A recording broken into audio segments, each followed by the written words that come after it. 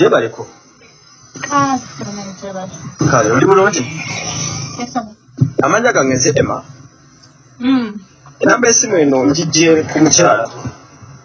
Bamuyita Sophie. Sophie. Nangamba oli kazini wa Beni abamu gwe bayita Bindeeba. Agamba nti muwala wa Beni. Kituufu. Ono omwana gwalina muwala wa Beni kituufu. Kituufu. Lwaki Beni oba gwe tuyita Bindeeba? Buzibu ki obuliwo obuganya omukyala okonectinga ne Beni? Nkambu.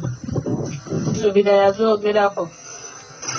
Andi kati tetusobola kuwuliriza one side. We need to get to know more sides. Kuba omukyala wampeete enamba yo alina okuba nga akulanya kutastinga. Obuzibu wabuli? Basooka ne bagezaako DNA naye oli teyaliiwo. Bindeeba? Ng'ali US. Yes.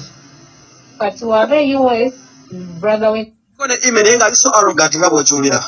Tagenda muyamba. Ime nga ngamba nze sibimanyi, nze sibimanyi. Abimanyi byonna, they know everything. Critic thing. Okay.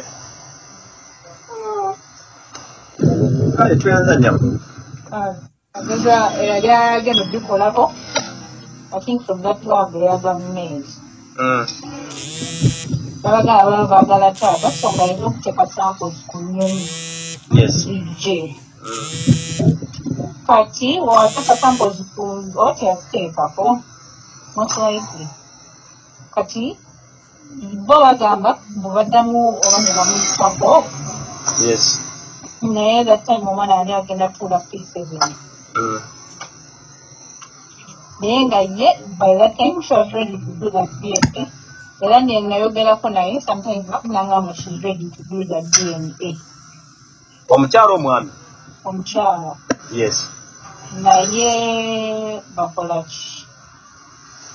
I think the other side wants her to pay for that DNA. Ani side y'omwami Babindeeba baagala omukyala asasule